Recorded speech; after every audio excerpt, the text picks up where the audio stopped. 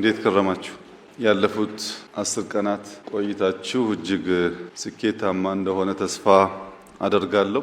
እንደዚህ ያሉ ቆይታዎች እንደ እያንዳንዱ ግለሰብ ምዘና ውጤታቸው የሚለያይ ቢሆንም በጥቅል ሲወሰድ የተሳካ ነበር ብሎ ማሰብ የሚያስችሉ ፊድባኮች አሉ። ይህንን መንግስት የሚመሩ አመራሮች የተቀራረበ እሳቤ ለመያዝ የሚያስችል ቆይታ ነበር ብሎ በጥቅሉ መውሰድ ይቻላል።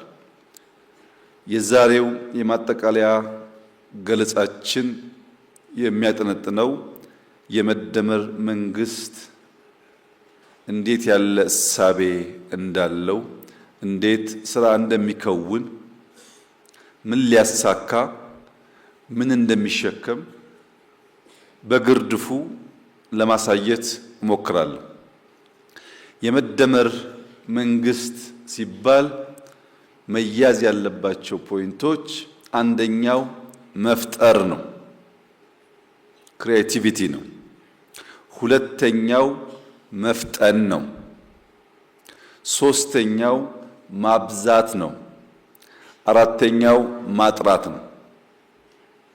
ምን ማለት ነው ይህ ጉዳይ ያላችሁ እንደሆነ ብዙ ያልፈጠረ ጥራት ማረጋገጥ አይችልም። ከብዙ ፈጠራ ውስጥ ነው ጥራት ያላቸው ጉዳዮች የሚወጡት። ብዙ ለመፍጠር ደግሞ ፍጥነት ያስፈልጋል። ያልፈጠነ ሰው ባለው ሲዝን ባለው ጊዜ በርከት ያሉ ጉዳዮች መፍጠር አይችልም። ብዙ ስንፈጥር፣ ብዙ ስንሮጥ ከነዚያ መካከል ጥቂቶቹ ረዘም ላለ ጊዜ ለመጓዝ ኳሊቲን ከዚያ ውስጥ መዞ ለማውጣት ያግዛል ማለት ነው። ኳንቲቲ ኦፖርቹኒቲ ነው፣ ኳሊቲ ግን ሪዛልት ነው። በኳንቲቲ ውስጥ በብዙ ፈጠራ ውስጥ አዳዲስ ነገር ለመፍጠር የምንማርበት ብቻ ሳይሆን ላስት የሚያደርግ ውጤት ለማቆየት እንጠቀምበታለን። ለምሳሌ ኮሪደር ስንጀምርና ዛሬ አንድ አይደለም።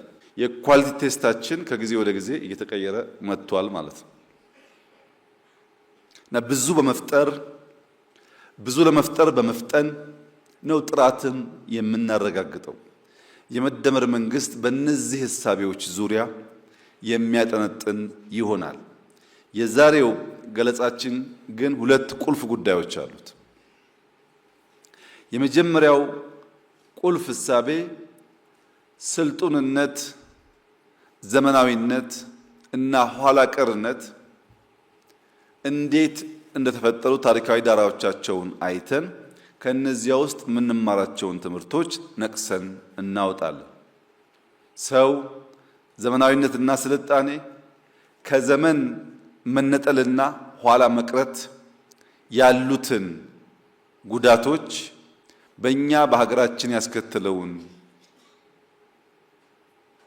ጣጣ በትንሹ በስሱ ከዓለም ሁኔታ ጋር አያይዘን እናያለን።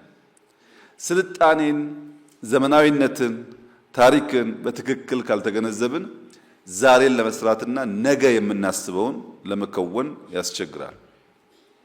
ሁለተኛው ቁልፍ ጉዳይ የምናየው መደመር መር ስልጡን ሀገር እንዴት መፍጠር ይቻላል። ስልጡን ሀገር ለመፍጠር መነሻ አድርገን የምንወስደው እሳቤ አለ። መሻገሪያ የምናደርገው ድልድይ አለ። ተሻጋሪ ብለን የበየነው ኃይል አለ።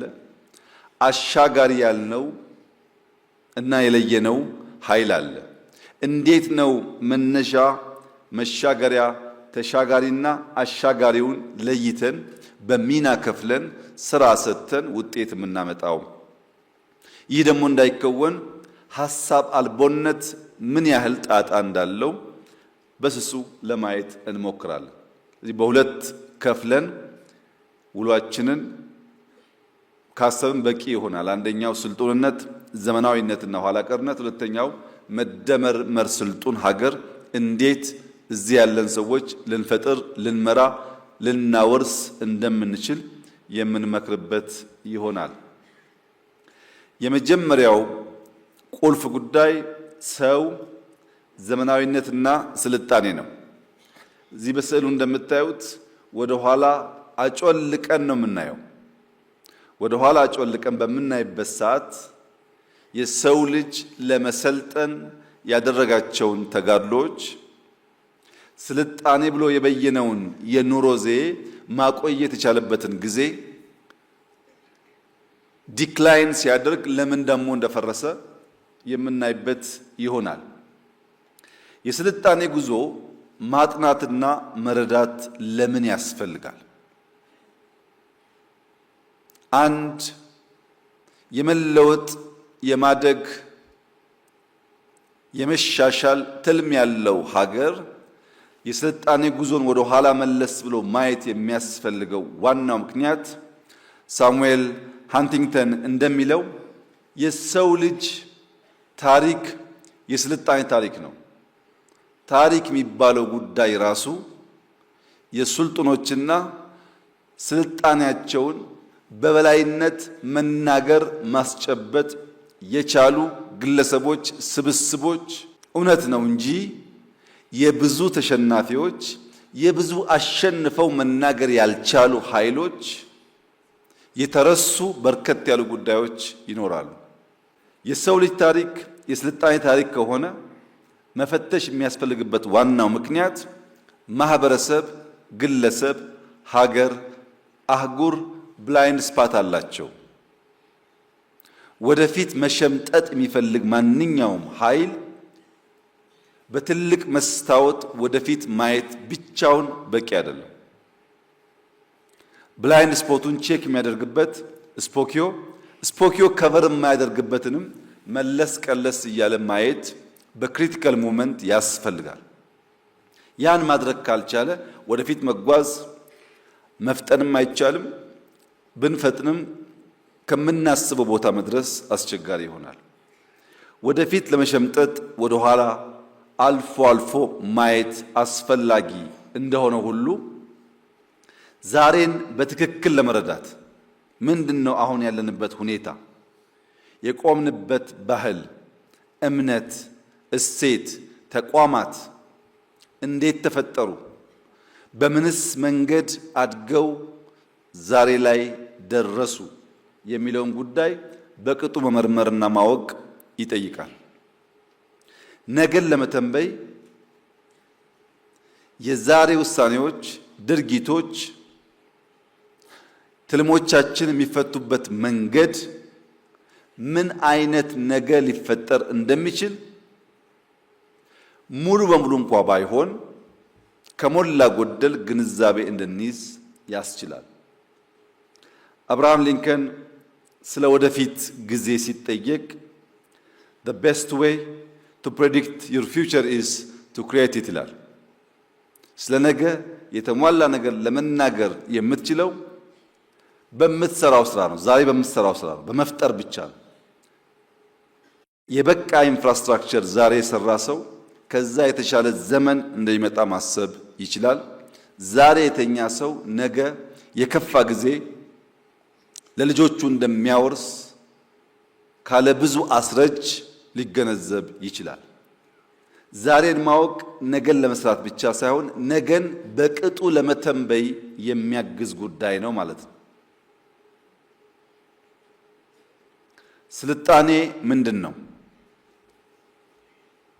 ስልጣኔ የባህላዊ ልማታዊ ደረጃ ከፍታ ሲረጋገጥ አንጻራዊ ቢሆንም አንድ ሀገር ለማ በባህሉ አደገ ሲባል የሚታየው ሁኔታ ማለት ነው።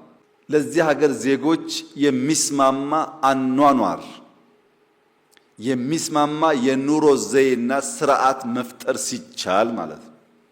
የባቢሎን ስልጣኔ በብዙ ታሪካዊ ድርሳናት እንደተቀመጠው በወቅቱ ከፍተኛ ስልጣኔ ከታየባቸው ኢምፓየሮች መካከል አንዱ ነው። በዚያ ጊዜ ስልጣኔን ዲፋይን ያደረጉበት መንገድ እስከ ዛሬ ድረስ ላለው የስልጣኔ ትርጓሜ እንደ መነሻ ሆኖ ያገለግላል። ግሪኮች ሲቪላይዜሽን የሚለውን ቃል ከሶስት ቃላት ነው መዘው ያወጡት። እነዚያን ሶስት ቃላት ስንገነዘብ ስልጣኔን አውቶማቲካሊ ከምን ጋር እንደሚያያዝ ለመገንዘብ ያግዛል። የመጀመሪያው ቃል ሲቪስ ይባላል። ሲቪስ በግሪክ ሲቲዝን ማለት ነው በእንግሊዝኛ፣ ወይም ዜጋ የማህበረሰብ አባል ማለት ነው። ሲቪስ ወይም ሲቲዝን አንደኛው ቃል ሲሆን ሁለተኛው ሲቪታስ ወይም ሲቲ ከተማና ከተሜነት፣ ሶስተኛው ሲቪሊስ ወይም ሲቪል ወይም ሲቪሊቲ ስልጡን ባህሪና የኑሮ ዘይቤ። ሶስት ነገር፣ የመጀመሪያው የማህበረሰብ አባል ሰው ማለት ነው። ሁለተኛው ከተማ፣ ሶስተኛው ከተማና ሰው ብቻ ሳይሆን ያንን ከተማ በሰለጠነ መንገድ መገልገል የሚችል ስልጡን ባህል የኑሮ ዘዬ። አንዳንዴ ከተማው እያለ በቅጡ መገልገል የማይችሉ ሰዎች ሊፈጠሩ ይችላሉ። ስልጣኔ ስንል ሰው ከተማና የአኗኗር ዘዬ መሆኑን የዛን ጊዜው አተረጓጎም እስካሁን ባለው ሁኔታም የሚሰራ ይሆናል። ይሄን ለመገንዘብ ቀደምት ስልጣኔዎች በስሱ ስናይ ዴፊኒሽኑና ስልጡን የተባሉ ሀገራት በወቅቱ ያሳኳቸው ጉዳዮች አንድና ያው ሆነው እናገኛቸዋለን። በስልጣኔ ተርታ ውስጥ የመጀመሪያውን ወይም ቀደምት የሚባለው ሱሜሪያን ሲቪላይዜሽን ይባላል። የሱሜሪያ ሲቪላይዜሽን ከሁሉ የቀደመው እንደሆነ የታሪክ ተመራማሪዎች ከሞላ ጎደል ይስማማሉ። ይህ ስልጣኔ የተገኘበት ቦታ ሜሶፖታሚያ ይባላል። በወቅቱ በአሁኑ አጠራር ኢራቅ ያለችበት አካባቢ ማለት ነው። የዚህ ስልጣኔ ጊዜ 4000 ዓመተ ዓለም ገደማ ሲሆን የአሁኑ ሲጨመርበት 6000 ዓመት ገደማ ይሆናል። የዛሬ 6000 ዓመት ገደማ ሜሶፖታሚያ አካባቢ የነበረው ስልጣኔ የመጀመሪያው ፈርቀዳጅ ስልጣኔ ተብሎ ይወሰዳል። የዚያ ስልጣኔ ፋውንዴሽን መሰረት ግን በጤግሮስና ኤፍራጥስ ወንዞች መካከል የተፈጠረ ነው። እነዚህ ወንዞች እና ያ ቦታ እና ያ ጊዜ ተደምረው የሱሜሪያን ስልጣኔን የሚገልጡ ሲሆን በወቅቱ የነበረው ዋና ዋና ግኝት አንደኛ የጽሑፍ ቋንቋ ነው። ሁለተኛ ከሞላ ጎደል የተቀየሱ መስኖ መሰል ግብርናዎች ናቸው። ውሃን ከኮርሱ በተወሰነ ደረጃ ዳይቨርት የማድረግ ልምምድ። ሶስተኛ ከተማና ኪነ ህንፃ ናቸው። የነዚህ ቅሪቶች አሁንም ይታያሉ። እንደምታዩት ያንን ስልጣኔ የሚያሳየው ቅሪት በጽሁፍ የሚነበብ ብቻ ሳይሆን በአይን የሚታይ የሚዳሰስ ነገርም አለ። ያ የሚዳሰሰው ነገር ከድንጋይ ክምር የሚዘል ባይሆንም፣ ሁለተኛው ከሱሜሪያን ቀጥሎ የሚገለጸው ሲቪላይዜሽን ኢንደስ ቫሊ ሲቪላይዜሽን ይባላል። የኢንዱስ ሲቪላይዜሽን ተብሎ ይጠራል። የኢንዱስ ሲቪላይዜሽን ጊዜው ወደ 3300 ዓመተ ዓለም ገደማ ይገመታል። አሁን ካለው ጋር ወደ 5300 ገደማ ዓመት ይሆነዋል። ቦታው በደቡባዊ ኤዥያ ዛሬ ሰሜን ህንድ እና ፓኪስታን አካባቢ እንደሆነ ይታመናል። መሰረቱ የኢንደስ ወንዝ ነው። ወንዝ፣ ሰው፣ ከተማ አይለያዩ። የተመሰረተው ኢንደስ ወንዝ አካባቢ ነው። በዚያ በኢንዱስ ቫሊ የተገኙ ዋና ዋና ግኝቶች አንደኛው ፕላንድ ሲቲስ ናቸው። ከነበረው የተሻለ በእቅድ በፕላን የሚመሩ ከተሞች እና የፍሳሽ አወጋገድ ስርዓት አንዱ የሚጠቀስለት የስልጣኔው ማሳያ ነው። ሶስተኛው በቅደም ተከተል ሲቀመጥ ኤንሸንት ኢጂፕሽያን ሲቪላይዜሽን ነው። የኢጅፕት ስልጣኔ ጊዜው ወደ 3100 ዓመተ ዓለም ይሆናል። አሁን ካለው ጋር ሲደመር ወደ 5100 ዓመት ይሆነዋል። ቦታው ምስር አካባቢ ነው። አሁን ያለችውን ግብጽ እንዳለ አያሳይም።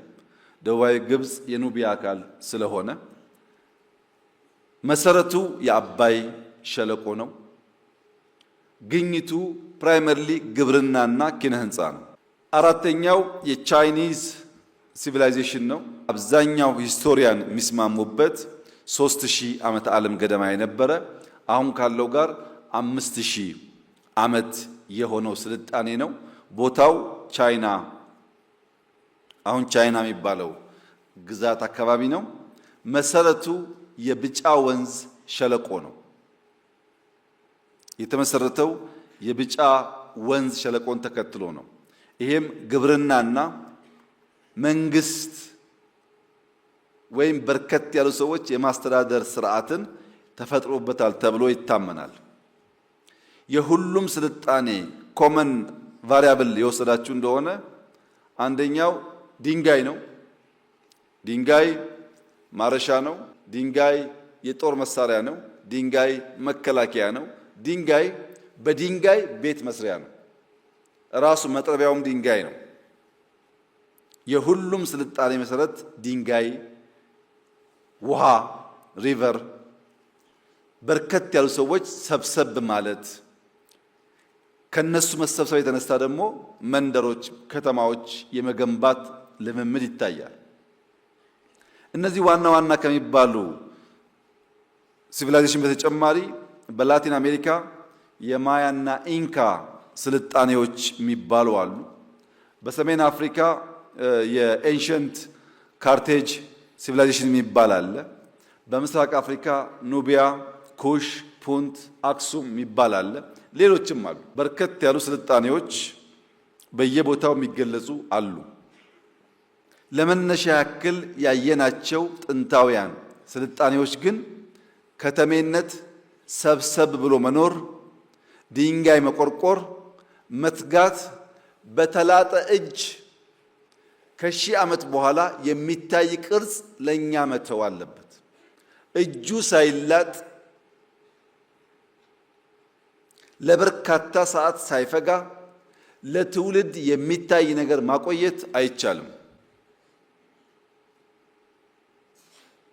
ይሄን በሁሉም ስልጣኔዎች ማየት ይቻላል። የስልጣኔ አለባውያን ምንድናቸው? ኤሌመንትስ ኦፍ ሲቪላይዜሽንስ ምንድናቸው ሲባል አንዱ ከተማነት ነው፣ ከተሜነት ነው። ከተማና ከተሜነት የዳበረ የኑሮ ዘይቤን፣ ማህበራዊ መስተጋብርን የሚፈጥር ነው። ሼክስፒር if not the people what the city ይላል። ሲቲ ኢንፍራስትራክቸር ብቻ ሳይሆን ሱፕራስትራክቸሩም ጭምር ነው። ያማረ መንገድ ያማረ ህንፃ ኖሮ ሱፕራው ካልተሰራ የተሟላ የሲቲን ውበት ማየት አንችልም። ከተማን የሚመራ ሰዎች ኢንፍራስትራክቸር እና ሱፕራስትራክቸሩን ኢኳሊ ስንመራ የሚያምር ከተማ፣ ለኑሮ የሚመች ከተማ፣ የኑሮ ዘዬው ስርዓት ያለበት ኦርደርሊ ከተማ መምራት መፍጠር እንችላለን። ሁለተኛው የዳበረ መንግስታዊ ስርዓት ነው። የዳበረ ማለት ሰፊ ቁጥር ያላቸው ህዝቦችን በስርዓት አደርጅቶ የጋራ ፍላጎታቸውን ዲፋይን አድርጎ ያ ፍላጎታቸውን ለመጠበቅ በጋራ የሚተሙ ሲሆን ግልጥ ያለ ሃይራርኪ ኦርደር ሲኖር አንዱ ወደዚህ አንዱ ወደዚህ የማይነዳ ከሆነ ማለት ነው። ሶስተኛው የዳበረ ባህል ነው። የዳበረ ባህል የአንድን ማህበረሰብ እሳቤ፣ እሴት፣ ማንነት፣ እምነት፣ ስሜት፣ ቋንቋ፣ ኪነ ጥበብ በርከት ያሉ ጉዳዮች በውስጡ ይይዛል። ከዚያም እልፍ ሲል ስነ ጽሑፍን ይይዛል። አንድ ባህል የአዲስ አበባ ባህል ምን ይመስላል ቢባል እዚህ ያለውን ሰው በሙሉ ብንጠይቅ ለየብቻ አንድ አይነት ምላሽ አናገኝም። ከዚህ እስከ ቦሌ ያለው አውራ ጎዳና ቤት ቤት በኩል ያልፋል፣ ስንት ኪሎ ሜትር ነው ብንል ግን በጣም በርካታ ሰዎች የሚቀራረብ ምላሽ ይሰጣሉ። ለምን? ባህል እንደ ኢንፍራስትራክቸር በቀላሉ የሚጨበጥ አይደለም። ባህልን ሶሻል ብሬን ይሉታል። ሶሻል ብሬን የተባለበት ዋናው ምክንያት የሰው ልጅ ኢን አቨሬጅ አጠቃላይ ካለው ቁመና ውስጥ የእያንዳንዱ ሰው ብሬን 2% የሚያክል ክብደት አለው። በአቨሬጅ የሁሉም ሰው ክብደት ተወስዶ የብሬኑ ፓርት ሲለካ ኢን አቨሬጅ 2% ይሆናል። ያ 2% የሆነው ብሬን 25% ኢንቴኮቻችንን ኦክሲጅኖቻችን ይበላል። ሳይዙ 2% ነው፣ ግን አጠቃላይ ከምንበላው ከምንመገበው ነገር 25%ቱን ወሳጅ ብሬን ነው። 75%ቱ የሚሄደው ለ98% ኦፍ አወር ባዲ ነው። ምን ማለት ነው? ያ የማናየው ወደ 30 ቢሊዮን የሚጠጋ ሴሎች በውስጡ ያጨቀው ብሬን ክብደቱ 2% ሆኖ 25% ኦክሲጅን ይበላል ሲባል ምን አድርገን ነው ያላችሁ እንደሆነ ብትሰሩም ብታወሩም ይበላል። በኢንቨስትመንት አይን ብታዩ አንድ ሰው 100 ብር ኢንቨስት አድርጎ 25 ብሩ የሚውልበትን በቅጡ ማየት ካልቻለ ከ110 ከ115 ማትረፍ አይችልም። እንሰራለን፣ በሰራነው እንበላለን። የበላነው 25% ይወሰዳል። ለምን እንደዋለ የማያስብ ሰው ዘሆል ልፋቱ ከንቱ ነው ማለት ነው። ከንቱ ነው። አራተኛውና የመጨረሻው የዳበረ ቴክኖሎጂያዊ አቅም ነው። ይህ አቅም በየዕለት የሚገጥመንን ችግር ለመፍታት የምንፈጥረው ጉዳይ ማለት ነው። የቸገረን ቤት ከሆነ እንዴት ቤት እንሰራለን? የቸገረን የውሃውን ኮርስ መጠበቅ ከሆነ የውሃውን ንጽህና መጠበቅ ከሆነ ውሃን ረዘም ላለ ጊዜ ማቆየት ከሆነ ለቸገረን ነገር የምንፈልገው መፍትሄ በየጊዜው ቴክኖሎጂ ይባላል። የግድ ኮምፒውተር መሆን የለበትም። ስልጣኔዎች በምን መሰረት ይገለጣሉ ያላችሁ እንደሆነ ስልጣኔ የተወለደው የሰው ልጅ ገበታውን ሌማቱን ለማትረፍረፍ ባደረገው ተጋድሎ ነው። የመጀመሪያው የስልጣኔ ውልደት ምክንያት ገበታ ላይ በቂ ምግብ ማቆየት፣ በመብላት ራስን ማቆየት አስፈላጊ ስለነበረ ነው። የመጀመሪያው እንግዲህ ሰርፕለስ ፉድ ለማግኘት የሰው ልጅ ልምምድ የነበረው አደን መውጣት ነው። ከማን ጋር? ከሚስቱ ጋር፣ ከህፃን ልጁ ጋር፣ ምናልባት አንድ ፍየል አንድ በግ ካለው ጎትቶ እና ቤተሰብ እየመሰረተ ሚስቱን ልጁን ይዞ አደን ሲወጣ ልጅ እያለቀሰ እናት ቆማ ልጅ እያጠባች በሚኖረው መስተጓጎልና ዝግታ በዕለቱ ወጥተው አድነው መመለስ ሲገባቸው ስለዘገዩ ብቻ ማደን እየተቸገሩ መጡ። ወጥተው በቀላሉ አድኖ መምጣት የነበረው ፍጥነት ጋር አብሮ ስለማይሄድ በኋላም ተፈጠረ ዲቪዥን ኦፍ ሌበር። የለም ከምንጓተት አንቺ እዚህ ቆይ ልጆች ይዘሽ እኔ ወጥቼ አድኜ ልምጣ፣ ካገኘው ይዤ እመጣለሁ፣ ካጣውም ከትናንትናው የተራረፈውን ሞቅ ሞቅ አድርገሽ ታበይኛለሽ በሚል ስራ ክፍፍል ተፈጠረ።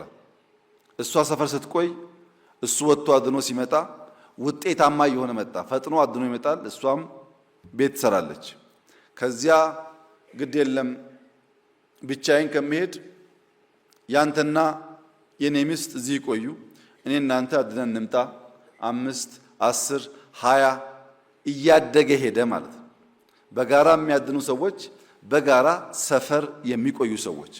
ነገር ግን ይሄ ዲቪዥን ኦፍ ሌበር በርከት ያሉ ሰዎችን ሰፈር የሚያቆይ በርከት ያሉ ሰዎች ወደ አደን የሚወስድ ሲሆን እየቆየ ሲሄድ ልጄን መታሽብኝ፣ ወንበሬን ገፋሽብኝ፣ ዕቃዬን ሰበርሽብኝ፣ ጭቅጭቆች ሰፈር ይፈጠራሉ። ባሎች ሲመለሱ ሰፈር ጦርነት ነው ያለው። ለዚያ ሲባል ሶሻል ስትራክቸር እና የመንግስትነት ባህሪ መፍጠር ተጀመረ። በልከኛ መካከል አንተ ቆይና የፖሊስ ስራ ጠብቅ እየተባለ ልክ መንግስት የመምሰል ፖሊስ የመሰየም አድሚኒስተር ማድረግ እና መንግስትን መፍጠር ቀጥሎ መጣ ማለት ነው። ከዚያ በኋላስ ሰው ሲሰባሰብ ልማት ብቻ አይደለም፣ መጠዋወቅ ብቻ አይደለም፣ ጥፋትም አለ፣ ግጭትም አለ፣ ሽሚያም አለ፣ እኔ በልጥም አለ። ያን ለመፍታት የህግ ስርዓት፣ ያን ለመፍታት በጣም ብዙ በርካታ ፋይሎች ሲፈጠሩ መጽሐፍ፣ በጽሁፍ ማቆየት፣ ማስታወሻ ቴክኖሎጂ ተፈጠረ ማለት ነው። ሰው በሌማት ራሱን ለማትረፍረፍ ገበታውን ለመሙላት ካደረገው ጥረት ከተማና መንግስት እስከፈጠረበት ጊዜ ሂደት ውስጥ በየጊዜው ምን አለ? ፈጠራ አለ። በየቀኑ ፈጠራ አለ። በዛ ሂደት ነው ስልጣኔ መጣ የሚባለው። እነዚህ የስልጣኔ ሞዴሎች የተለያዩ የታሪክ አጥኚዎች፣ ፈላስፋዎች፣ ተመራማሪዎች በተለያየ መንገድ አስቀምጠውታል። አንድ ስልጣኔ የት ጀምሮ የት ጋር እንደሚያበቃ ታሪካዊ ሞዴል የሚባል አለ፣ ዑደታዊ ሞዴል የሚባል አለ፣ ኢነርጂ ቤዝድ ሞዴል የሚባል አለ፣ ሌሎች ሞዴሎችም አሉ። አንድ በአንድ ለማየት ሂስቶሪካል ሞዴል የሚባለው የስልጣኔ መለኪያ መስፈርት አርኖልድ ቶምቤ ሞዴል ይባላል። አርኖልድ ቶምቤ የሚባለው ሰው ስተዲ ኦፍ ሂስትሪ የሚባል ጥናታዊ ጽሑፍ በመጽሐፍ መልክ የዛሬ 90 ዓመት ገደማን የጻፈው። በዚያ ጽሑፉ ስልጣኔን በአራት መንገድ ዲፋይን አደረገ። ልክ ኔቸር ቤዝድ ይሉታል። የሰው ልጅ ተወልዶ አድጎ አርጅቶ እንደሚሞተው ሁሉ ስልጣኔ ይፈጠራል። ጅማሩ አካባቢ ላይ እየዳበረ አድማስ እያሰፋ ሲሄድ ያድጋል። እያረጀ መሰንጠቅ ሲጀምር ደግሞ የእድገቱ ጫፍ ላይ ደርሶ ማሽቆልቆል ይጀምራል። ሲፈረካከስ፣ ሲንኮታኮት፣ ሲሞት ደግሞ ልክ በብዙ ስልጣኔዎች እንደምናውቀው ቅሪት ቢኖረውም ያ ስልጣኔ የነበረውን ኃይል ይዞ አይቆይም ማለት ነው። በዚህ መንገድ አርኖልድ ቶምቤ ካስቀመጠ በኋላ ምናልባት ወደ 25-26 ዓመት ቆይቶ ዑደታዊ ሞዴል ወይም ሳይክሊክ ሞዴል የሚባል ተፈጠረ። ይሄ ካርሎ ኪንግ የሚባል ሰው ቀደም ሲል የነበረውን የኔቸር ቤዝድ ሞዴል ካጠና በኋላ the evolution of civilization ብሎ ጥናታዊ ሰነድ አዘጋጀ። በዚህ ሰነድ ላይ ያስቀመጠው ምንድነው? እያንዳንዱ ስልጣኔ በድንገት አይወለድም። ከትናንትና ማንነቱ ይጸነሳል። ኮንሲቭ የሚደረገው ከትናንትና ከነበረ። ለምሳሌ ደርግ ጽንሰቱ የሞናርኪ ዘመን ነው። ከሞናርኪ ጥፋት፣ ልማት የተማረውን ተምሮ ማንነቱን ፈጠረ። የሚቀጥለውን በዚያ መንገድ እንደማለት ነው። አንድ ስርዓት ዝም ብሎ አይወለድም። ካለ ስርዓት ድካም፣ ስንፍና፣ ካለ ስርዓት የማድረግ አቅም ውስንነት ራሱን አድርጅቶና አሻሽሎ ብቅ ሲል ኮንሲቭ ያደረገው የተጸነሰው በቀደመው ውስጥ ነው።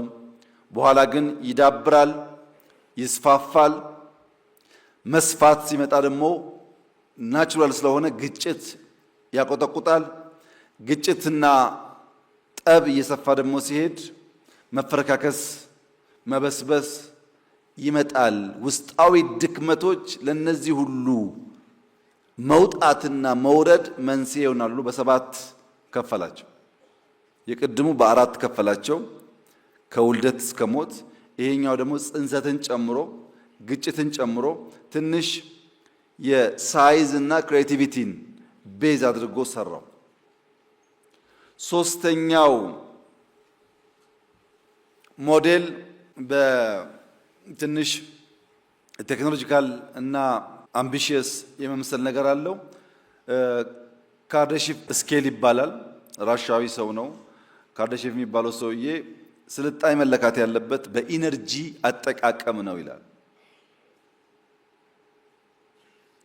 አንድ ሀገር በሚጠቀመው ኢነርጂ ልክ ስልጣኔውን መናገር ይቻላል ብሎ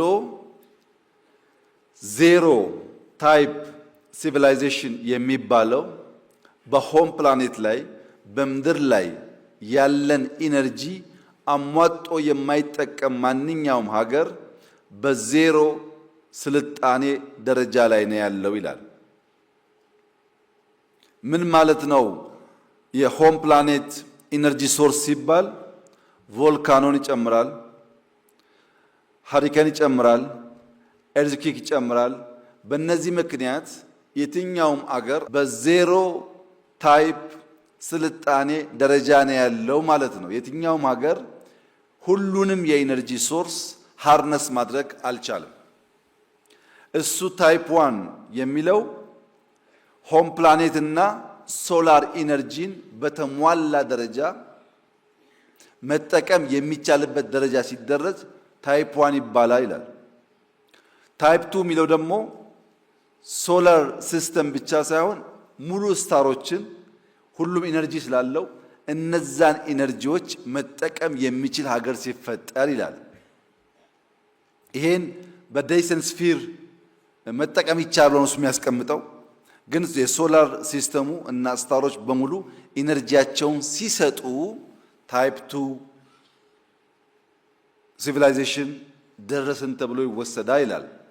ታይፕ ስሪ የሚላቸው ጋላክሲ ላይ ሚልክዌይ ጋላክሲ ላይ ያለውን ኢነርጂ በሙሉ መጠቀም ሲቻል ነው እያለ በኋላ ትንሽ ከበድ ያሉ ሀሳቦች እያነሳ ይሄዳል። ምንድነው የዚህ የካርዳሺቭ ስኬል ለብዙዎች እንደ ማነቃቂያ የሚወሰደው? ኢነርጂን በብዛት መፍጠር ኢንዱስትሪ፣ አርባናይዜሽን፣ አግሪካልቸር፣ ቴክኖሎጂ ላልነው ጉዳይ እንደ ግብአት ያገለግላል። ኢነርጂ መፍጠር ያልቻሉ ሀገራት ሰለጠን ቢሉም በስልጣኔ ደረጃ መወሰድ የለበትም ይላል። ሰዎች እንዲፈጥሩ የሚያግዝ ነው። አሁን በሃይድሮ ብቻ ተወስዶ ሲታይ አፍሪካ ውስጥ በሰብሳራ አፍሪካ አክቹዋሊ በጠቅላላ አፍሪካ 15 ትላልቅ ግድቦች ስማቸው ይጠራል። 11ኛው ተከዜ ነው። 7ኛው ግቤ ነው። 2ኛው ኮይሻ ነው። 1ኛው ገርድ ነው። ከ15ቱ አራቱ በአፍሪካ ያሉ ግድቦች ኢትዮጵያ ውስጥ ይገኛሉ። 1ኛ፣ 2ኛ፣ 7ኛ እና 11ኛ። ነገር ግን በሃይድሮ ኢትዮጵያ ማምረት የሚገባት የኢነርጂ አቅምና ዛሬ ያመረተች ያለችው ደግሞ ገና ብዙ ይቀረናል። አሁን ኮምፓሪዝኑ ከአፍሪካ ሲሆን በርከት ያለ ቁጥር አለ። በሀገር ካለ ፖቴንሻል አንጻር ደግሞ ሲሆን ገና ብዙ ይቀራል። ሌሎች ሞዴሎች አሉ። የማቲው ሜልኮም ሞዴል የሚባል አለ። ይሄ ደግሞ በገቨርንመንት ሲስተም ነው የሰራው። የጋሪዮሻዊ ወይም ያልዳበረ ባህልና የማህበረሰብ ድርጅታ ያለበት ስርዓት ሲሆን፣ ፊውዳላዊ ሲሆን፣ የተበታተነ ያልተማከለ ስርዓት ሲሆን፣ ሀገረ መንግስታዊ ሲሆን ሪፐብሊክ ሊሆን ይችላል፣ ኤምፓየር ሊሆን ይችላል። በማዕከላዊ መንግስት ስር ሰፋ ያለ ህዝብ ሲተዳደር ኢምፔሪያላዊ ሲሆን የማዕከላዊ መንግስት ተጽዕኖ ፊዚካሊም በተለያየ መንገድ ከቅጥሩ ከድንበሩ ሲዘል በሚል ያስቀምጠዋል እና ስልጣኔን ልዩ ልዩ ምሁራን በተለያየ መንገድ ዲፋይን አድርገውታል። ሁሉም ደምራችሁ ግን ስታዩ አሻራ አለው። አሻራው ድንጋይ፣ አሻራው ሪቨር ነው ቤዝ ያደረጉበት። የዓለም ስልጣኔን ካየን በኋላ ወደኛ ሁኔታ ስናመጣው የኢትዮጵያ ስልጣኔ አንዳንዴ ለየብቻ አንዳንዴ በጋራ ሰብሰብ ያሉ ግዛቶችን ይመለከታል። ኢትዮጵያ ሲባል አሁን ያለው ካርታ ማለት አይደለም። ኢራቅ ሲባል አሁን ያለው ካርታ ማለት አይደለም። ቻይናም ሲባል እንደዚሁ በጊዜ ብዛት ወደዛ ወደዚህ የሚሉ ነገሮች ይኖራሉ። ያም ሆኖ የኢትዮጵያ ስልጣኔ የሚያድግባቸው ዘመናት የኢትዮጵያ ስልጣኔ ዲክላይን የሚያደርግባቸው ጊዜዎች በጥቅል ሲታዩ የቮይስ እና የኖይዝ ኮምፒቲሽን ነው። ቮይሶች ጎልተው ሲወጡ፣ ቮይሶች ኖይዝን ሰፕረስ ማድረግ ሲችሉ፣ ቮይሶች በብዙዎች ክሊርሊ ተደምጠው ተከታይ ሲያገኙ እድገት ስልጣኔ አለ። ኖይዞች ሲበረቱ፣ ቮይስ ሰፕረስ ሲሆን ደግሞ ስልጣኔን ማውደም አለ። ኖይዝ እና ቮይስ ሲተካከሉ መሳ ለመሳ ሲጓዙ ያዝ ለቀቅ ይሆናል። መሄድ መመለስ፣ ሁለት መራመድ አንድ መመለስ ይሆናል። እዛው ባለበት ሂድ አይነት ነገር ይፈጠራል። እንዴት ነው ቮይስ ጎልቶ ኖይዝ ሰፕረስ የሚሆነው ያላችሁ እንደሆነ ወደ አምናው ተሄዱና ናሬሽን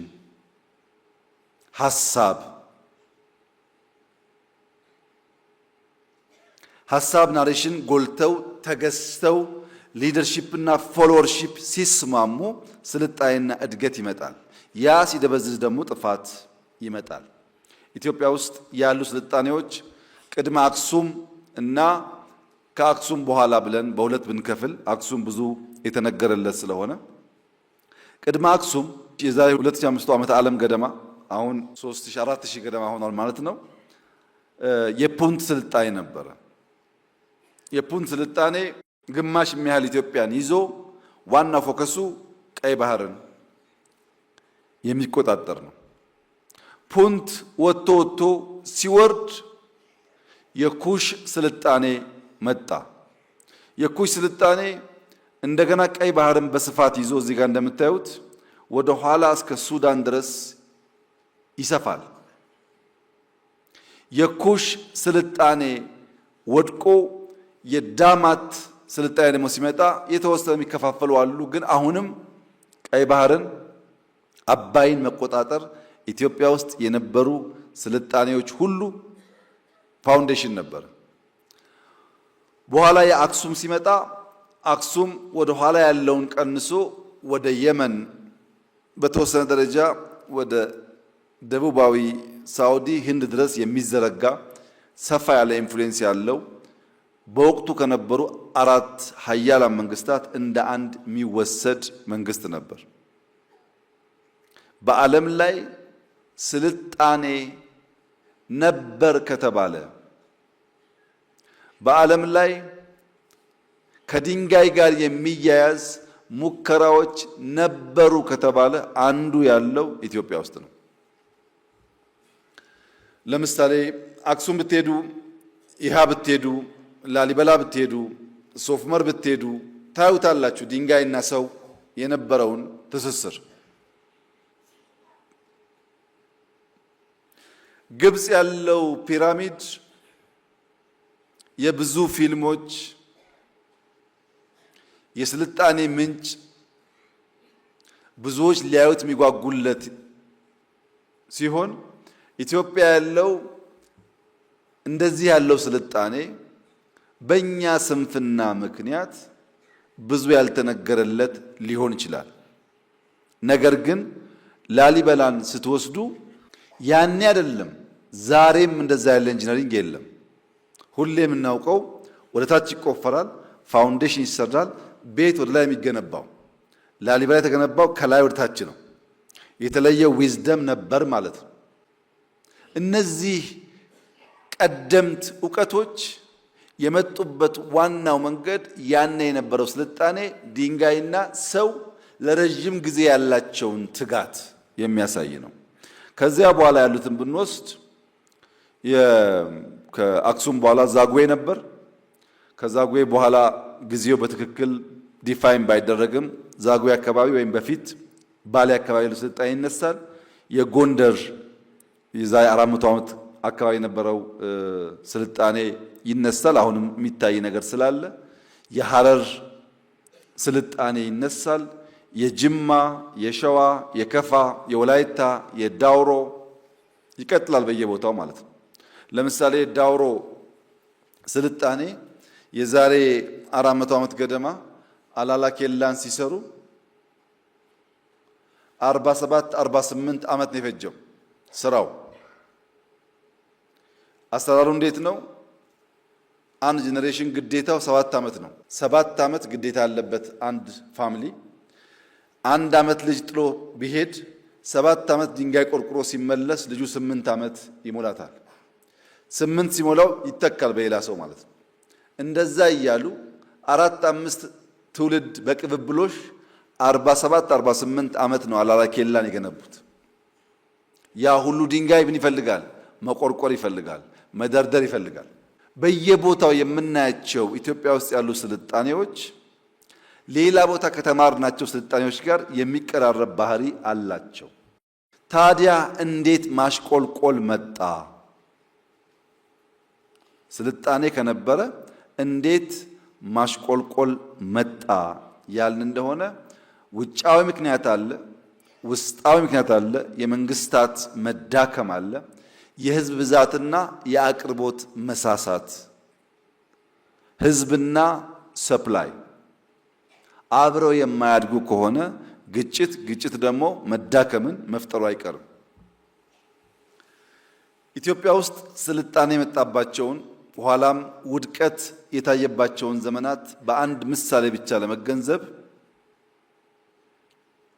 አንድ 4 ጎማ ያለው መኪና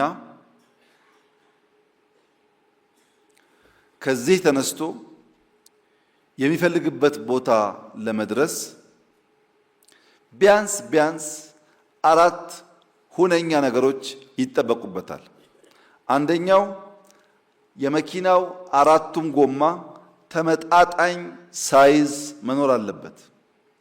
3ቱ መካከለኛ ሆነው የሚኒባስ ጎማ ሆነው አንደኛው የትራክተር ጎማ ቢሆን መፍጠን ቀርቶ መጓዝ አይችልም። because ትልቁ ትንሾቹን ይገለብጣቸዋል። ጎማው መመጣጠን አለበት። የጎማው ሳይዝ በከፍተኛ ደረጃ የሚለያይ ከሆነ የአንደኛው ማደግ ወይም ማነስ ሌሎቹ የመውደቅ ጦስ ሊሆን ይችላል። ሁለተኛው መመዘኛ አንድ ላይ መሽከርከር አለባቸው። 3ቱ ጎማ እየተሽከረከረ አንደኛው ቢነክስ ባይሽከረከር መኪናው ወደፊት ሳይሆን የሚሄደው የነከሰው ጎማ ስለሚጎትተው አደጋ ሊያስከትል ይችላል። እኩል መሆን አለባቸው። 4ቱም መሽከርከር አለባቸው። 3ኛው በአንድ አቅጣጫ መሄድ አለባቸው። 2ቱ ወደፊት 2ቱ ወደ ኋላ ከሆነም አይቻልም፣ አይደርሱም። 4ኛ እኩል ስፒድ ያስፈልጋቸዋል። እያንዳንዱ ጎማ በእኩል ፍጥነት መጓዝ የማይችል ከሆነ የአንደኛው መፍጠን የአንደኛው መዘግየት አደጋ ያስከትላል። ተመጣጣኝ ሳይዝ፣ አንድ ላይ መሽከርከር፣ በአንድ አቅጣጫ መጓዝ፣ በእኩል ፍጥነት መጓዝ ያስፈልጋል። ወደ ብልጽግና አምጡት። የኢትዮጵያን ብልጽግና ህልውና ለማረጋገጥ የምንፈልግ የኢትዮጵያን ብልጽግና መስራት መሰረት መጣል የምንፈልግ ከሆነ በእኩል መሮጥ ይኖርብናል። አንድ ሀገር ከሌሎች ኋላ ቀረ የሚባለው ፖለቲካዊ፣ ማህበራዊ መስፈሪያዎች ስላሉ በእነዚያ ከፍ ካለው ሀገር ዝቅ ብሎ ሲገኝ፣ በኢኮኖሚ በቴክኖሎጂ ከፍ ካሉ ሀገራት ተርታ ዝቅ ብሎ ሲገኝ ኋላ ቀር ይባላል። የእድገት መገታት ካለ፣ ኮንቲኒየስ ግሮዝ ከሌለ፣ የፍጥነት መጓተት ካለ፣ የፖለቲካ አዙሪት ካለ፣ የኢኮኖሚ ስብራት ካለ እነዚህ የኋላ ቀርነት መገለጫ ተደርገው ይወሰዳሉ። መንስኤዎቹስ ዲኬ ነው። አንደኛው ኢንስቲቱሽናል ዲኬ፣ ለምሳሌ ፖሊስ ብለን አደራጅተን የህዝብን ሰላም መጠበቅ ካልቻለ፣ ዲኬ ካደረገ፣ በማህበረሰብና በፖሊስ መካከል ትረስት እየጎደለ ከሄደ፣ ሌጂቲሜሲውን ካጣ፣ ወይም ፍርድ ቤት ብለን ሰው ተበድሎ ፍትህን ፍለጋ ፍርድ ቤት ሄዶ ፍትህ የማያገኝ ከሆነ፣ የፍትህ ተቋማት የማይታመኑ ከሆነ የኢንስቲቱሽናል ዲኬ ያጋጥማል። መንግስታት ስራቸውን በወጉ መስራት ሲሳናቸው ማለት ነው። ሁለተኛው ካልቸራል ዲኬ ነው። መልካም የሆነ እሴት ሲሸረሸር፣ መከባበር፣ መተማመን፣ አደራ መጠበቅ፣ በቃል መገኘት፣ አለመስረቅ፣ አለመቅጠፍ፣ አለመዋሸት የመሳሰሉ ጉዳዮች እየላሉ ሲሄዱ። ሶስተኛው ኢኮኖሚክ ዲኬ ነው። የኢኮኖሚ ተዋንያን ሲቀጭጩ፣ እየቀጨጩ ሲሄዱ፣ የቢዝነስ አድማስ ሲጠብ፣ ምርታማነት ሲቀንስ፣ የጥቅል ኢኮኖሚ መኮስመን ሲያጋጥም፣ ዕዳ ሲበራከት፣ የምናመርተውና የምንፈልገው ሲለያይ፣ ያኔ የኋላ ቀርነት መንስኤ ተደርጎ ይወሰዳል። ኢትዮጵያ ቅድም እንዳነሳሁት በዘመን መካከል ቀደምት ነበረች፣ ተቸክላ ቆይታለች፣ በሆነ አዙሪት ውስጥ ገብታለች፣ በጣም ዘግይታለች፣ ተንሸራታለች፣ ኋላ ቀርታለች። በጊዜና በዘመን መቀደም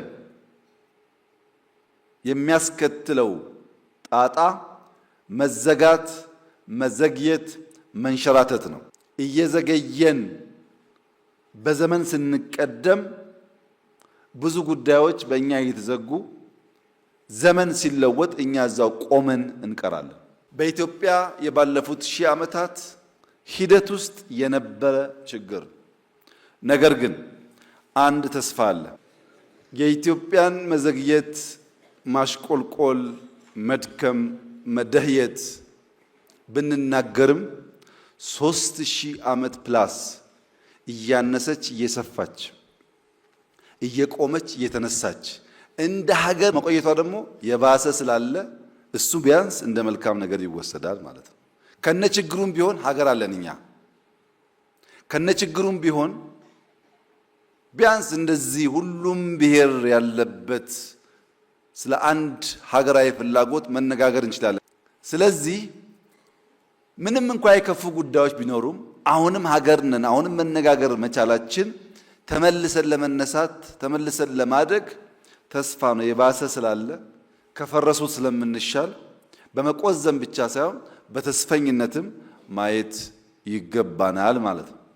የሀገር እድገት ከልካይ አጥሮች አካላዊ አጥር፣ ተቋማዊ ወይም ስርዓታዊ አጥር እና ባህላዊ አጥሮች አሉ። እነዚያ አጥሮች ብሬክ መደረግ ካልቻሉ እንደ ሀገር፣ እንደ ክልል፣ እንደ ከተማ እድገት አይመጣም። ለምሳሌ አዲስ አበባን ብንወስድ አዲስ አበባ ራሱን ከአጥር ገላግሏል። ብር ያለው ሰው ኢንቨስት የሚያደርግ ሰው ከመጣ አዲስ አበባ ይጠቀማል። ያ ሰው ኦሮሚያ ቢሄድስ፣ አማራ ቢሄድስ፣ ሌላ ክልል ቢሄድስ የመጀመሪያው ጥያቄ ዕውቀትና ገንዘብ አለህ ወይ ሳይሆን ከየት ነው የመጣኸው ነው። ያ አጥር ምን እያደረጋችሁ ነው? እንዳታድጉ እያደረጋችሁ ነው። ካፒታል ቦርደር የለውም። ዕውቀት ቦርደር የለውም። ገንዘብ ያለው ሰው፣ ዕውቀት ያለው ሰው፣ የሚሰራ ሰው ከየትም ቢመጣ ኢምብሬስ ማድረግ አለብኝ ብለን ካላመን በቀር እዚህ ያየነውን እድገት አንደግመው። ባይዘው አጥሩ ማለቂያ የለውም። ወደን ኦሮሚያ ከሆነ ጅማ ከኢሉባቦር ከሐረር ከወለጋ ሃንት ማድረግ ይቸገራል።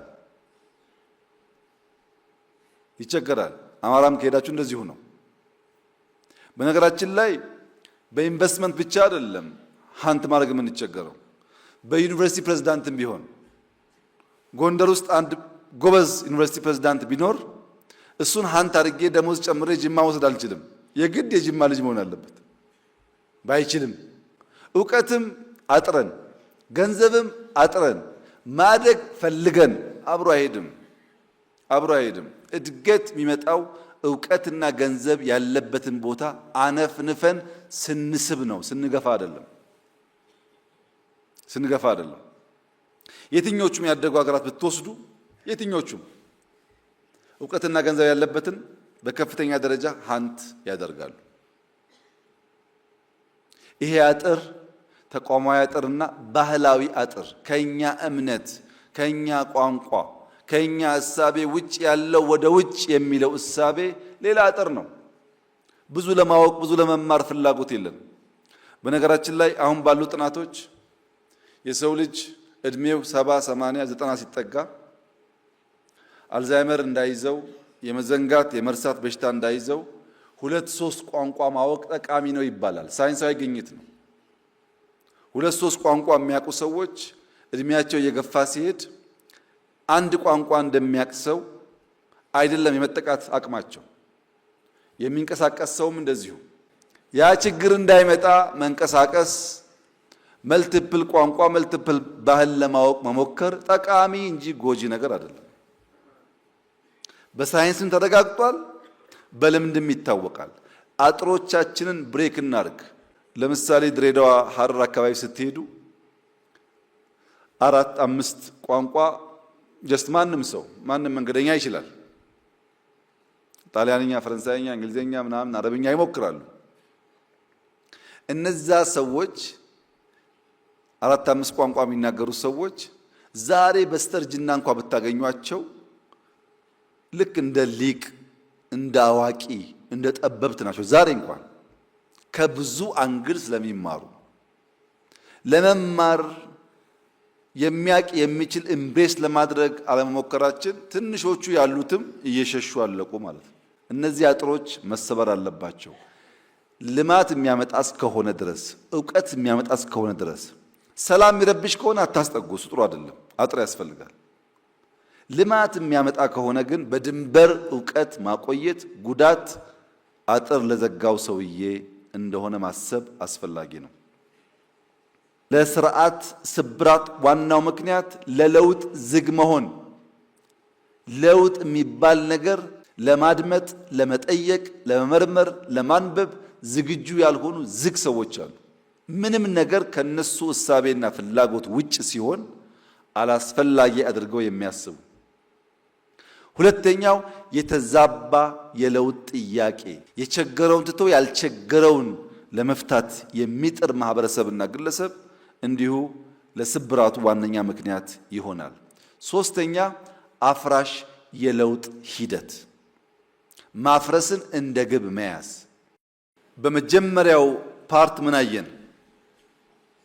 ስልጣኔ፣ ታሪክ፣ ሰው ያላቸውን መስተጋብር በዓለም ስልጣኔ የሚበየንበት የሚመረመርበት በሃይራርኪ የሚታይበት እነማን እንዴት ሰለጠኑ የሚባልበትን ነገር ካየን በኋላ ወደኛ ሁኔታ ስናመጣው ኢትዮጵያ ውስጥም ያ የስልጣኔ ቅሪት እንደነበረ በማስረጃ ማየት ቻል። ለምን ተንኮታኮትን ያልን እንደሆነ በጋራ አንድ ሐሳብ ይዘን እኩል ስለማንጓዝ አንዱ ሲሄድ አንዱ ስለሚቆም ነው። ያን ማድረቅ፣ ማስተካከል፣ ማረም ያስፈልጋል። ለምን የኢትዮጵያን ብልጽግና ለማረጋገጥ እያንዳንዱ ሰው በተሰጠው እና ባለው ጊዜ ሳይሆን ከዚያ በላይ የሚተጋ መሆን አለበት። ያን ማድረግ ከቻልን ነው ስልጣኔ ማረጋገጥ የምንችለው። ዛሬ ያለችውን ኢትዮጵያ ካለችበት አረንቋ አውጥቶ ስልጡን ሀገር ለማድረግ ፍቱን መድኃኒቱ መደመር መር መንግስት ነው። ኢትዮጵያ ውስጥ ታሪክ አለ፣ የታሪክ ቅሪት አለ፣ ጥንታዊነት አለ። ነገር ግን የሚታይ የሚጨበጥ ስልጣኔ የለም። ለምን? ታሪክ እንደ ወንዝ ነው፣ ፈሳሽ ነው፣ ወራጅ ነው። ስልጣኔውን ይፈልጋል፣ መገደብ ይፈልጋል፣ መቀየስ ይፈልጋል፣ ማረስ ይፈልጋል፣ ኢነርጂ ማምረት ይፈልጋል። ይሄ ደግሞ ድካምና ስራ አለው። ታሪክ ይፈሳል፣ ይሰለጥን ዘንድ ስራ ይጠይቃል። ካልሰራን ስልጣኔ አይመጣም። አባይ ታሪክ ነው፣ ንጋት ግን ስልጣኔ ነው። ንጋት ታሪክ በማውራት ብቻ ሳይሆን ታሪክ በመስራት ጭምር ያገኘነው ድል ነው።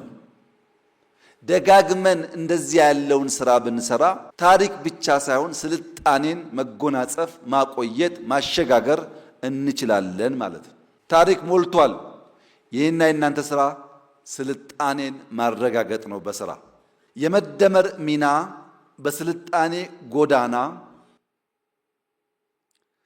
አንደኛው ስብራትን መጠገን፣ ለሚቀጥለው ጉዞ መሰረት መጣል፣ ስልጣኔን የማስቀጠል ስራና አቅጣጫ መቀየስ ነው። እንዴት ይቻላል? ይሄ አንደኛ ሐሳብ፣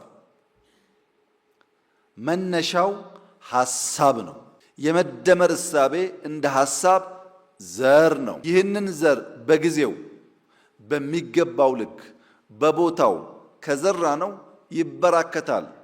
ብናዘገየውስ ዘር አይሞትም፣ ዘር አይጠፋም። ግን ማምረት የሚገባውን ምርት እንዳናመርት ያደርገናል። እመኑኝ፣ የመደመር ሐሳብ ኢትዮጵያ እስካለች አይሞትም። እንዲህ ይደረጋል እንጂ አይሞትም። ነገር ግን ዛይ ባንጠቀምበት ዘር ነውና መራባት ሲገባው ዝም ብሎ ይቆያል። አሁን ብንጠቀምበት እየተባዛ ከኛ አልፎ ሌሎች የሚያግዝ ሊሆን ይችላል። ለምንድን ነው የመደመር ዘር አይጠፋም አይሞትም የሚባልበት ምክንያት? የመደመር እሳቤ ካለፈው ተምረንና አርመን መማር ብቻ አይደለም፣ የሚስተካከለውን አርመን በዛሬው ተጠቅመንና ተመስርተን የነገውን የምንሰራበት እና የምንረዳበት መነጽር ነው። ትናንትናን እማራለሁ አርቃለሁ ይላል። ዛሬን እጠቀማለሁ እሰራለሁ ፋውንዴሽን ተዋለሁ ይላል። ነገን ለልጆቼ አልቄ አሻሽዬ የተሻለ የስልጣኔ ፋውንዴሽን ሰጣቸዋለሁ ይላል። ይህን የማይቀበል የትኛው መንግስት ኢትዮጵያ ውስጥ ሰርቫይቭ ማድረግ አይችልም። ከዚህ ቀደም ይቻል ነበረ፣ አሁን ግን አይቻልም። ዘመን መዋጀት ማለት አሁን ያለውን ነገር መገንዘብ ማለት ነው። አሁን ያለውን ነገር የማይገነዘብ ሰው ሲጀመር መንግስት አይሆንም። ምክንያቱም የተቀየረ ዓለም ውስጥ ያልተቀየረ እሳቤ መምጣት አይችልም። የተቀየረ ዓለም ውስጥ ራሱን ቀይሮ የመጣ ደግሞ ካለ ትናንትናና ነገን ማያያዝ ግዴታው ይሆናል። ይህንን የማይቀበል ከሆነ በተሟላ መንገድ መሻቱን ሊከውን ሊያሳካ አይችልም። በተደጋጋሚ መደመር ማለት የሐሳብ የአቋምና የአቅም ድማሮ ነው። መደመር ማለት አንድ ሲደመር አንድ ሁለት ማለት አይደለም። ከዛ ይዘላል። የብዙ ነገሮች ድምር ውጤት ነው ብለን እናነሳ ነበር። የመደመር አዕማዶች በሰቨን ኤስ የገለጽናቸው የመጀመሪያው የአቅም ተደማሪነት ሲነርጂ ያልነው ነው። ሲነርጂ የአቅም ተደማሪነት ነው። የጊዜ ተደማሪነት ሲንክሮኒ ያልነው ነው። የስርዓት ተደማሪነት ሲስተም ያልነው ነው። የስልት ተደማሪነት ሲሜትሪ ያልነው ነው። ስልት ደምሯል፣ ስርዓት ደምሯል፣ ጊዜ ደምሯል፣ አቅም ደምሯል። ከዚያ ቀጥሎ ግን ትሪኤስ ያልናቸው የሚደምራቸው አንደኛ መዋቅር ነው፣ ሲንትሮፒ። መደመር በሲንትሮፒ እንጂ በኢንትሮፒ አያምንም። በመገንባት እንጂ በማፍረስ አያምንም። በመገንባት ማመኑ በራሱ በታሪክ ጉድኝትና ትስስር ውስጥ ያለውን ስፍራ በግልጽ ያመላክታል።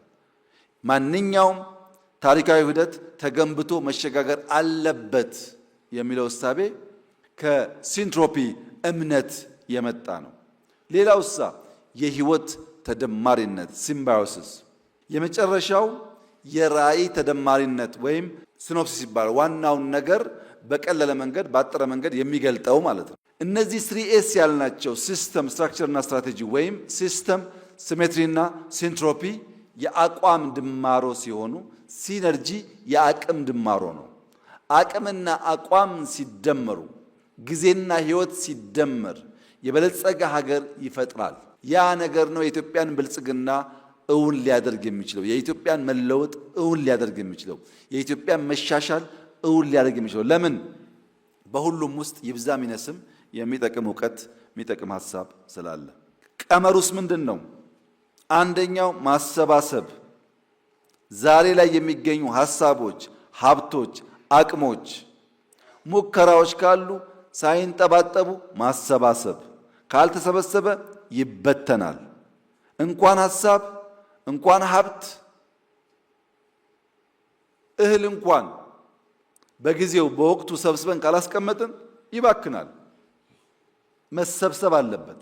ሁለተኛው ማከማቸት ነው። በትናንት ሀሳብ፣ በትናንት አቅም፣ በትናንት ሀብት ላይ ዛሬን መጨመር ማከማቸት እሱ ነው። ሶስተኛው ማካበት ነው። ለለውጥ ለብልጽግና የሚያበቃ ወረት ማጠራቀም፣ ዕዳን መቀነስ፣ የተሻለ ሀሳብ፣ የተሻለ አስተራር፣ የተሻለ ጅማሮ ማቆየት ነው። ይህን ማድረግስ እንዲሁ ቀላል ነገር ነው አይደለም። ሁልጊዜም ወጣ ያሉ ሀሳቦች ትናንት በነበረው ስልጣኔ፣ አሁን ባለንበት ዓለም፣ ነገም በሚፈጠረው ዓለም ውስጥ የሀሳብ ጅማሮን በፍጥነት ኢምብሬስ አድርገው የሚሄዱ ሰዎች ውስን ናቸው። መጀመሪያ ያላግጣሉ፣ መጀመሪያ ይስቃሉ፣ መጀመሪያ አቃቂር ያወጣሉ። እየደረመሰ ሲሄድ ግን ይከተላሉ።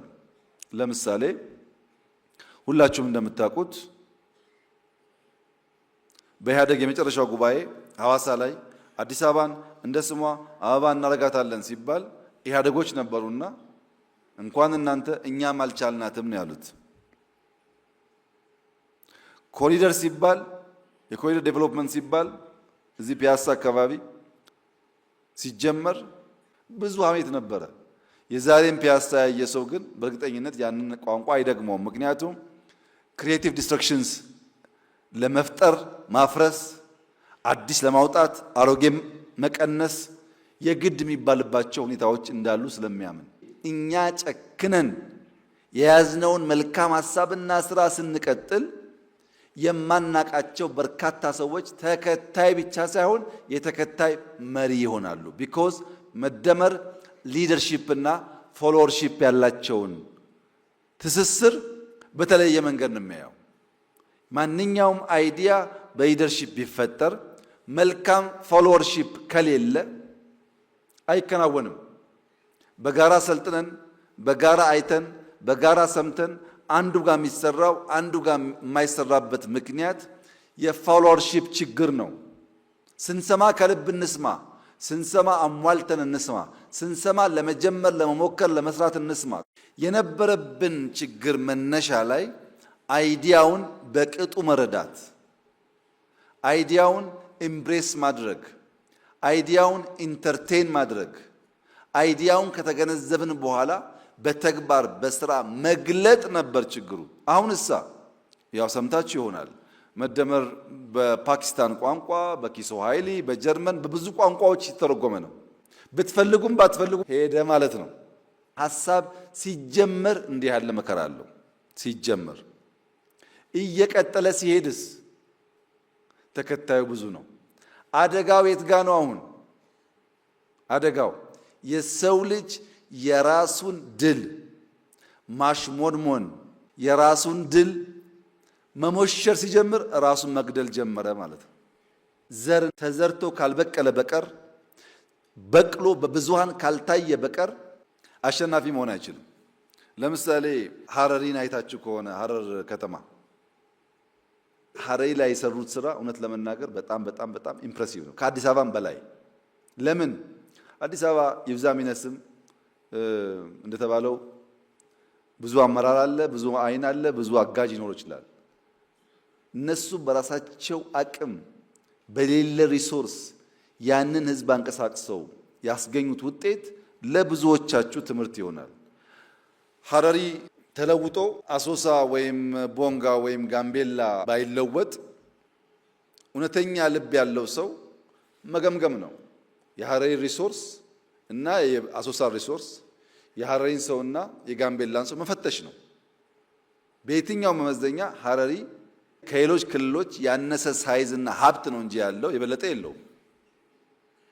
ባነሰ ገንዘብና ሰው እንደዚያ ያለውን ታሪካዊ ስራ መስራት ከቻሉ ሁላችንም ጋር ይቻል ነበር ማለት ነው። ሐሳቡን በትክክል ገዝተን ብንተጋ እና ሐሳብ መነሾ ነው፣ ዘር ነው። ሁለተኛውስ መሻገሪያ ነው። የመደመር መንገድ መሻገሪያ ነው። የመደመር ሐሳብ መነሾ ዘር ነው። መሻገሪያ ግን ድልድይ ውድ ነው። መንገድ መስራትና ድልድይ መስራት እኩል አይደለም።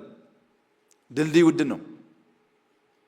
ለመሻገር ውዱን፣ ለመሻገር ከባዱን፣ ለመሻገር ውሃን፣ ሸለቆን ክሮስ ማድረግ ይጠይቃል። ዝም ብሎ መፍሰስ መንገድ ላይ ይቻላል። መሻገር ሲታሰብ ግን መሃል ላይ ጎርጅ አለ ማለት ነው። ያ ጎርጅ ድልድይ ዲማንድ ያደርጋል። ድልድይ ደግሞ ውድ ነው። የላቀ እውቀት ይፈልጋል፣ ትጋት ይፈልጋል። ስራውም እንደ መንገድ ቀላል አይደለም። ሸለቆን ለመሻገር የምናነሳቸው ጥያቄዎቹን የምንረዳበት መንገድ፣ የምንፈታበት መንገድ በጣም ወሳኝ ነው። ታላቁ የሀገራችን ጥያቄ፣ ዋናው ጥያቄ ምንድን ነው? በወጉ በስርዓት በቅጡ ጥያቄውን መገንዘብ የመጀመሪያው እርምጃ ስለሆነ ተሞክረው ያልተሳኩ ሞዴሎች እነማን ናቸው? ያለፈውን ማፍረስ፣ ያለፈውን ማንቋሸሽ፣ ያለፈውን መጣል እንደ ግብ የያዘ ኃይል ነገን ሊሰራ ይችላል ወይ? እየደመሰሱ አዲስ መቅዳት ያዋጣል ወይ? ብልጽግናን፣ ልማትን፣ ለውጥን፣ እኩልነትን፣ አብሮ ማደግን ግብ ያላደረገ ማንኛውም ኃይል አሁን ካለንበት ወደሚቀጥለው ደረጃ ሊወስደን ይችላል ወይ? እነዚህ ለመመለስ ስልቶቻችንን ማየት ያስፈልጋል። ስልቶቻችን አንደኛው የፈጠራ መንገድ ነው። ሁለተኛው የፍጥነት መንገድ ነው። ሶስተኛው የዝላይ መንገድ ነው። ከኋላ ቀርነት ለመውጣት፣ አዙሪትን ለመሻገር፣ የወረት ውስንነትን ቀንሰን ወረት ለማበራከት፣ የጊዜ ውስንነትን ለመሻገር፣ ትናንትን ከነገ ለማስተሳሰር የዛሬን ድልድይ መስራት በእጅጉ አስፈላጊ ነው። ዛሬ ያልተገነባ ድልድይ ወደ ነገ ስለማያሻግር የሚፈጠረው አዙሪት አንዳንዶች ትናንት ሲሉ ዛሬና ነገ ይረሳል። የነገ ሲባል ደግሞ የዛሬ ይዘገያል። ውስጣዊ ሲባል ዓለም አቀፋዊ ጉዳይ ያልፈናል። ትናንትም ብቻ ካል ተከታይ ነን፣ ነገም ብቻ ካል መሻገር አንችልም፣ ውስጥም ብቻ ካል ተከታይ ነው የምንሆነው። ለዚህ ሁሌ ተከታይ፣ ሁሌ በችግር ውስጥ የምንሽከረከር እንዳንሆን ዓለም የምንገነዘብ፣ ውስጣችን የምንገነዘብ፣ ዛሬም በቅጡ የምንሰራ፣ ብላይንድ ስፖቶቻችን ደግሞ ዞር እያልን የምናይ መሆን መቻል አለብን። ያን ስናደርግ መፍጠንና ሲያስፈልግም ሊፕፍሮግ ማድረግ ይቻላል ማለት ነው። ፈጠራ ማለት ውስንነትን መሻገር ነው። ከአዙሪት መውጣት ነው። የተለየ አካሄድ መከተል ነው። የዝመናን ፋውንዴሽን መጣል ነው። ሐረሪ ቅድም ያልኳችሁ ወይም ጋምቤላ ምላችሁ የግድ አዲስ አበባ መምሰል የለበትም። ችግሩን ካየ በኋላ አካባቢውን ቃኝቶ በራሱ መንገድ ባለው ሀብት ካለበት ሁኔታ ትንሽ ሻል ያለ መፍጠር ይችላል። ሁሉ ዩኒፎርምና አንድ መሆን የለበትም። ምክንያቱም የፈጠራ ምንነትና ባህሪያት እንዲሁም መንገዱን መገንዘብ ያስፈልጋል። የፈጠራ ምንነት እይታና አመለካከት ነው። ከዚያስ አሰራርና ሂደት ነው። መጨረሻ ላይስ ውጤትና ልዩነት ነው። ፈጠራ ምንድነው ያለ እንደሆነ አተያይ፣ አመለካከት፣ አሰራር፣ ፕሮሰሱ፣ ሪዛልቱ እና የፈጠረው ዲፍረንስ ነው። ባህሪያቱ አንሊሚትድ ነው። ፈጠራ እንደ ወርቅ አይደለም፣ እንደ ጋዝ አይደለም። ሶማሌ ክልል ጋዝ አለ፣ ጋምቤላ ወርቅ አለ፣ አሶሳ ወርቅ አለ እንደሚባለው አይደለም። አንሊሚትድ ነው፣ ዩኒቨርሳል ነው። ማንም ሰው ያለበትን ሁኔታ ማስተዋል ከቻለ ከዚያ የሚያወጣውን ነገር መፍጠር ይችላል። መጨረሻ ግን አፕሊፍቲንግ ነው። ከፈጠረ ካሳካ በኋላ በከፍተኛ ደረጃ የሚያነቃቃ ለሌላ ፈጠራ የሚያዘጋጅ ነው። መንገዱ ፈጠራን እንደ ግብአት ከምርት ግብአቶች መካከል እንደ አንዱ ለምሳሌ የሰው ኃይል፣ መሬት፣ ካፒታል እንደሚባለው ሁሉ የመፍጠር አቅም ፈጠራን እንደ ግብ፣ ፈጠራን እንደ ምርት ማየት ያስፈልጋል። ፈጠራ ያልታከለበት ሌሎች ካፒታሎች ብቻቸውን የምንፈልገውን ነገር ሊያመጡ አይችሉም። መለስ ብለን እንመልከት። የሰው ልጅ በምርታማነት የታጀበ ጉዞውን ስናይ ሙሉ በሙሉ ፈጠራ ነበር። ፈጠራው ያዘገመ ወይም ፈጣን ሊሆን ይችላል። ለምሳሌ ሶስቱ የግብርና አብዮቶች፣ የመጀመሪያው የግብርና አብዮት፣ ሁለተኛው የግብርና አብዮት፣ ሶስተኛው የአረንጓዴ አብዮትን ብንመለከት አንድ ባህሪ ያላቸው ፕሮዳክሽን ሌበር ኢንቴንሲቭ ነበረ። ከፍተኛ የሰው ኃይል ይጠይቅ ነበር ብዙ ምርት ማምረት። ሁለተኛ ኢኖቬሽን ከአንድ ጫፍ ሌላ ጫፍ ለመሄድ በጣም ስሎ ነበር። እዚህ ያለ እውቀት ባለበት ለመቶ ዓመታት ይቆይ ነበር። በዚያ ምክንያት የመጀመሪያው የግብርና አብዮት የጀመረው ወደ 10,000 ዓመተ ዓለም ገደማ ነው ይባላል። እስከ 2000 ዓመተ ዓለም ገደማ ለ8000 ዓመታት የሰው ልጅ ከአደን ለቀማ ወደ ግብርና የተደረገ ሽግግር ውስጥ ለ1000 ዓመታት ኖሯል። ቬሪ ስሎ የሆነ ሙቭመንት እንቅስቃሴ ነበር። ሁለተኛው የግብርና አብዮት 17 ሴንቸሪ አካባቢ መጣው እስከ 19 ሴንቸሪ 200 ዓመት ቆይቷል። ምን አመጣ ይሄ? ሰብል ማፈራረቅ፣ ሁሌ በቆሎ ብቻ ሳይሆን በቆሎ፣ ስንዴ፣ ሩዝ ማድረግ፣ አነስተኛ ሜካናይዜሽን የተጀመረበት ነው። ያኛው ለ1000 ዓመታት ሲቆይ ይሄ ደግሞ 2 ሴንቸሪ ቆየ። ሶስተኛው አረንጓዴ አብዮትስ 1930 ገደማ ጀምሮ 1960 ገደማ ድረስ ነው የሄደው። አንደኛ ፕሮዳክቲቪቲ ጨመረ በስፋት።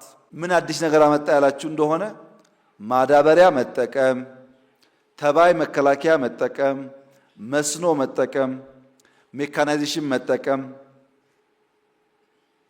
ምርታማነት ለማሳደግ የሚያስችሉ በአጫጭር ጊዜ የሚበቅሉ ሰብሎች መመራመርና ማግኘት፣ ውስን ውሃ በውስን ቦታ ሰፊ ምርት በጣም በአጭር ጊዜ ውስጥ። የመጀመሪያው ለ1000 ዓመታት ቆየ፣ ሁለተኛው ለሴንቸሪ ቆየ፣ ይሄኛው ደግሞ ለ10 ዓመታት ቆየ።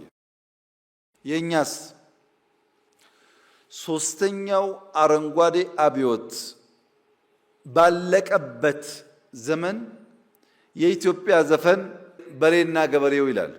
ቢያንስ 19 ሴንቸሪ ሜካናይዜሽን ሲፈጠር ያ የበራለት አንቂው ሰው በሬና ገበሬ ትስስር የለውም፣ በሬ ከትራክተሩ ቢል ኖሮ ሰው ምን እያለ ነው፣ ምን አስቦ ነው ይጠይቅ ነበር።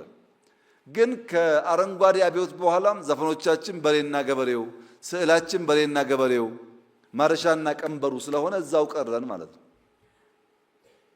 የግብርና ሪቮሉሽን ከጀመሩ አገራት ተርታ የምንመደብ ቢሆንም እስከ ዛሬ በሬና ገበሬን ማላቀቅ አልቻልንም። ለምን? በፈጠራ የታጀበው መንገድ በጣም ስላግሽ ስለው ስለሆነ እኛ በዚያ ውስጥ ተጽናንተን መኖር፣ መቆየት፣ አለመስፈንጠር ልምምዳችን ስለሆነ። ሁለተኛው አምስቱ የቴክኖሎጂ አብዮት ነው። የመጀመሪያ የኢንዱስትሪ አብዮት 80 ዓመት ገደማ ነው የቆየው።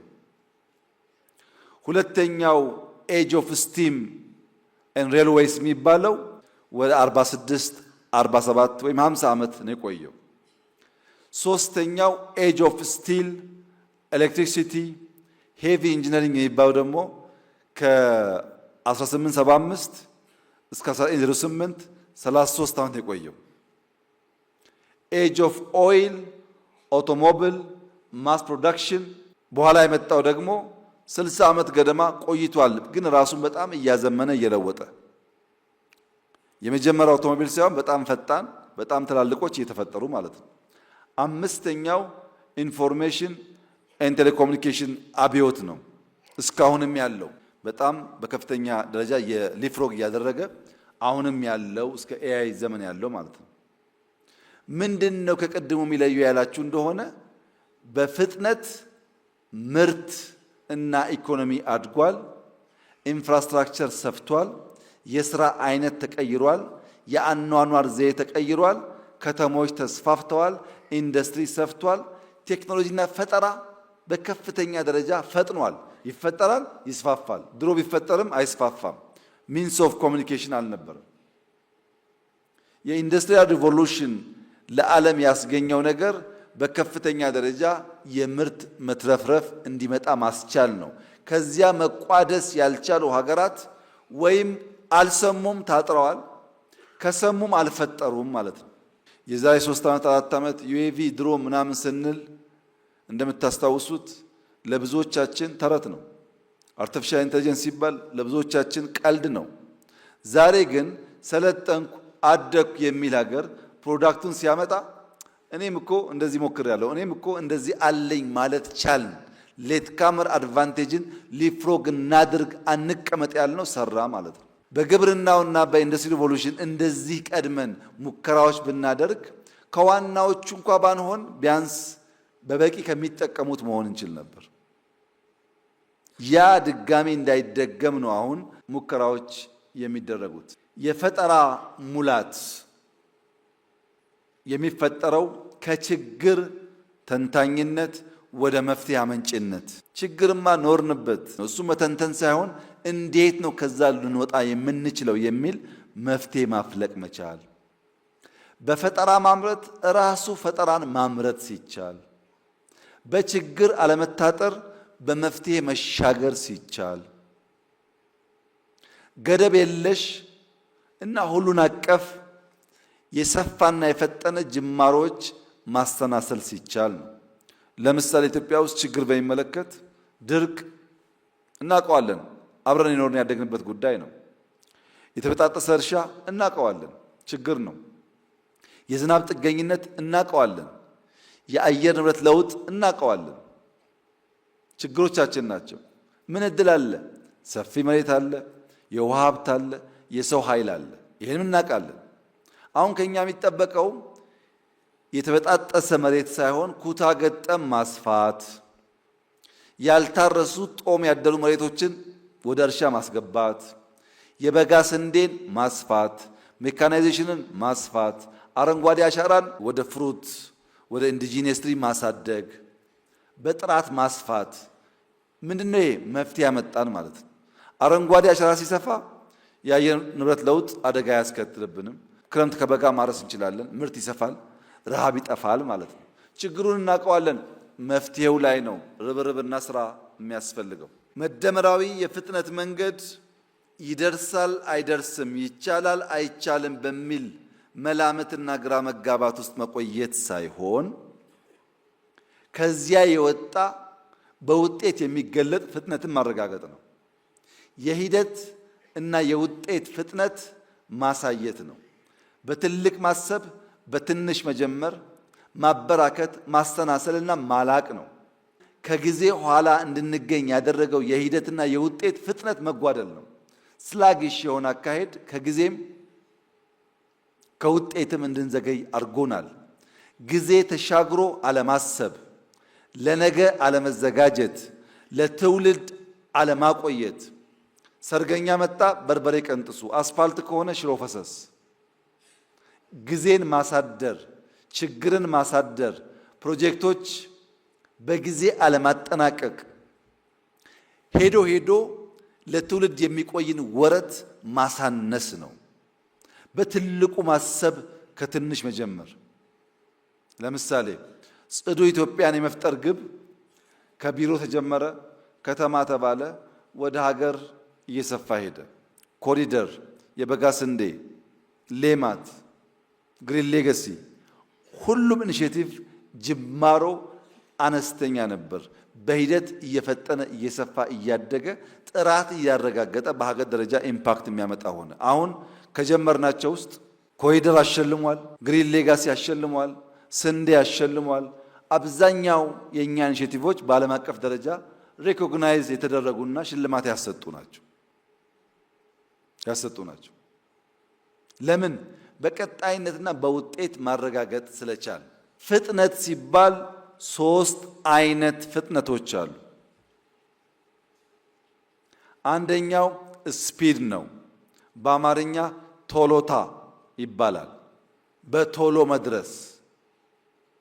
ስፒድ ወደ ግራም ወደ ቀኝም ሊሆን ይችላል። ስፒድ ወደ ፊት ወደ ኋላም ሊሆን ይችላል። ስፒድ ወደ ላይ ወደ ታችም ሊሆን ይችላል። ብቻ መፍጠን፣ ብቻ ቶሎታ። ሁለተኛው ፍጥነት ቬሎሲቲ ይባላል።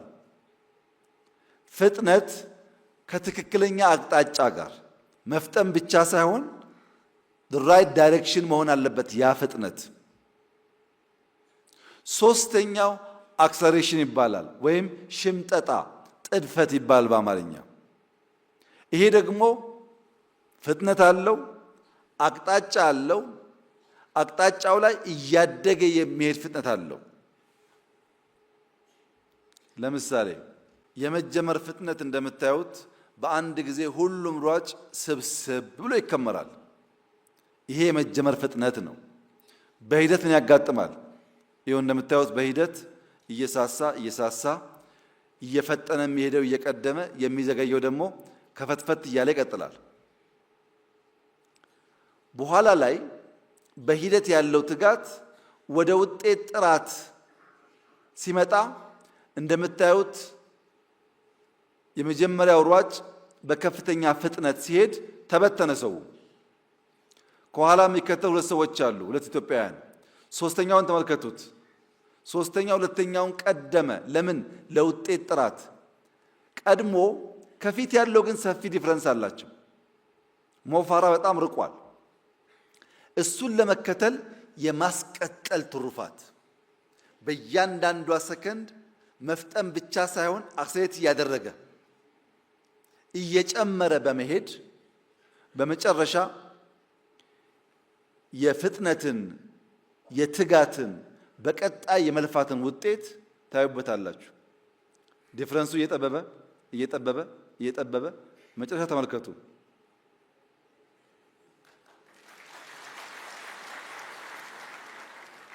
ምን ማለት ነው? ሲጀመር ሁሉም ይሰበሰባል።